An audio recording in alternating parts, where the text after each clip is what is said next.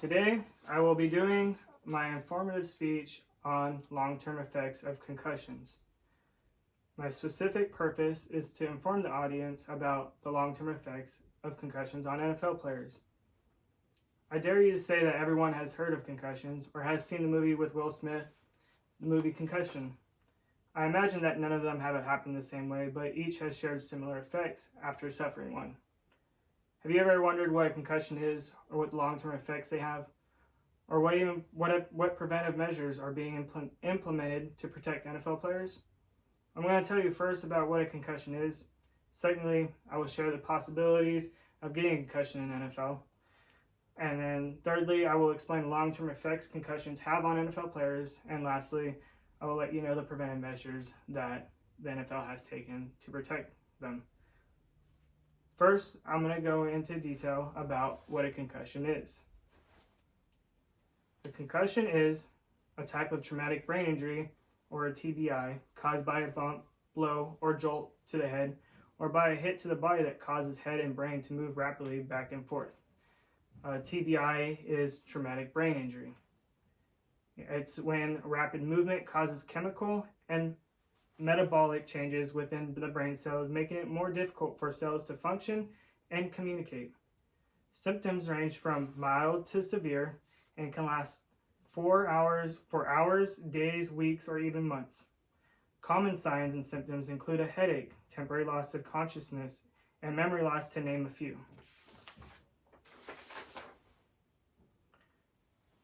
Second, I will share with you the possibilities of getting a concussion in an NFL.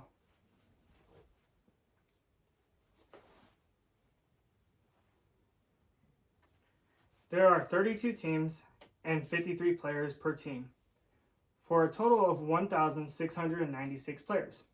If 111 get a concussion, that is 6.5%. The chances of getting a concussion are different based on your position. As we all know, there's 22 positions that can be played on the field at one time. In 2014, only 2% of quarterbacks got a concussion, but 14% of cornerbacks. The percentage has decreased for offensive players, especially running backs, tight ends, and wide receivers. The NFL's new rules protecting ball carriers from vicious tackles, especially helmet to helmet, have helped decrease the concussions for offensive players. However, the percentage is higher for defensive players, especially cornerbacks, safeties, and linebackers, because of how fast they play and how hard they hit. Third, I will explain the long-term effects of concussions on NFL players. As you can see here on the screen, one of those is going to be chronic migraine.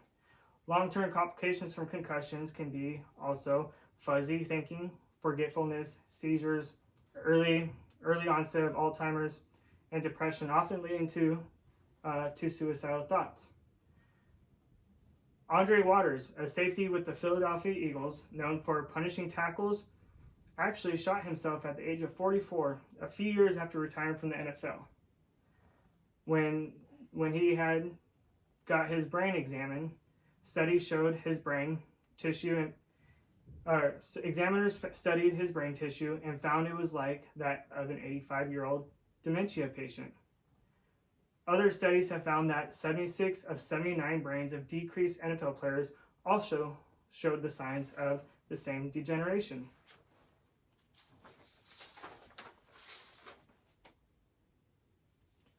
Fourth, I will let you know about the preventive measures the NFL is now implementing. In 2011, the NFL Head, Neck, and Spine Committee developed the NFL Game Day Concussion Diagnosis and Management Protocol. A board of independent and NFL-affiliated physicians and scientists, including advisors for the NFL Players Association. The concussion protocol is reviewed each year to ensure players receive care that reflects the most up-to-date medical consensus on the identification, diagnosis, and treatment of concussions. For the 2018 season, the Head, Neck, and Spine Committee also made additional improvements to the concussion protocol.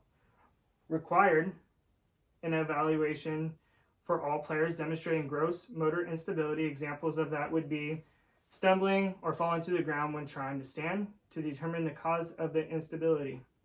Required all players who undergo any concussion evaluation on game day to have a follow-up evaluation conducted the following day by a medical staff member. As we see here, this is the blue tent where you'd be taken in if you got rocked on a play, or coaching staff, someone on the coaching staff would think that you were concussed.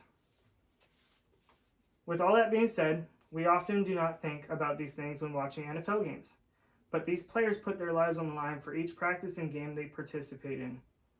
I've told you just a bit about what a concussion is, what the chances are of getting concussion in the NFL, what are some long-term effects are, and lastly, how the NFL put preventive measures to help reduce concussions.